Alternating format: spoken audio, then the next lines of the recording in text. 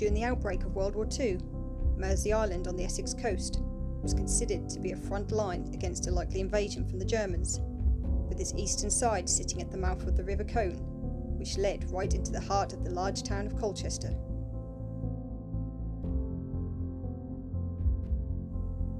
To protect the town, defending the island was seen as a priority, and plans were put in place to construct a large coastal artillery battery site. Unfortunately, over the decades, the island has suffered heavily from coastal erosion, with many of its defensive structures now sitting in ruins on the beach. But with a keen eye, its remains can still be identified.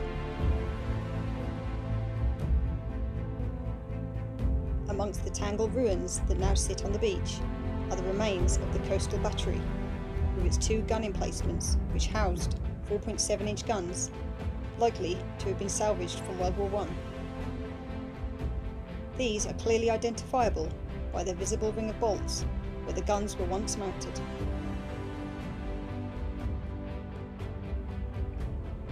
Just to the south was the battery observation post. The job of the personnel stationed there would have been to direct the artillery fire from the nearby guns onto their targets. Having also collapsed onto the beach below its original site some years ago, surprisingly, its original staircase has survived almost intact.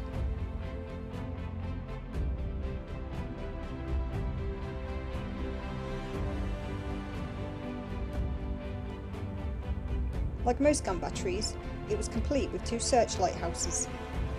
They were used to detect and track enemy aircrafts at night, whilst one of them also sits on the beach, with its remains giving very little clue as to its former use, having toppled off the cliff.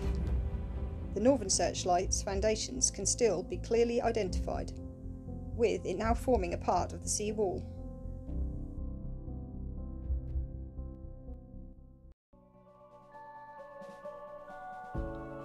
Like most vulnerable coastlines, Mersea Island was littered with pillbox bunkers, many of which were situated here on the east coast of the island to protect the coastal battery.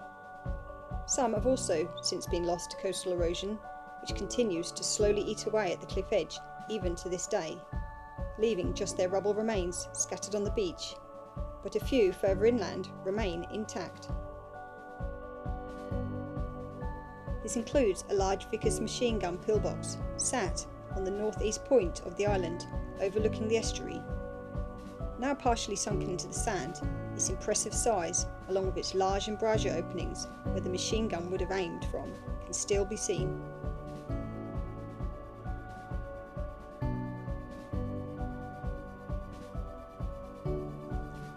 Further south can still be found 2 almost identical Type 27 pillboxes with their central gunwells. Mounted on the pedestals would have been a light anti-aircraft gun. These both remain in remarkably good condition.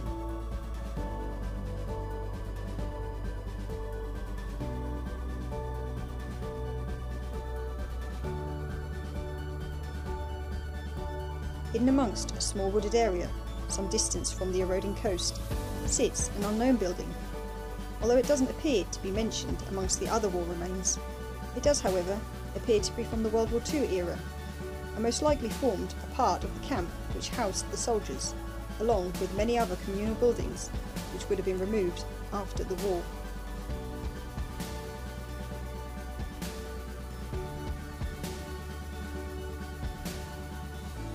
Today, this easterly part of the island is more commonly known as Cudmore Grove, having been turned into a country park, which, along with an abundance of wildlife, attracts many visitors who come to visit its stunning and rather unique beaches and to learn about the history of its many war ruins now scattered along its coastline.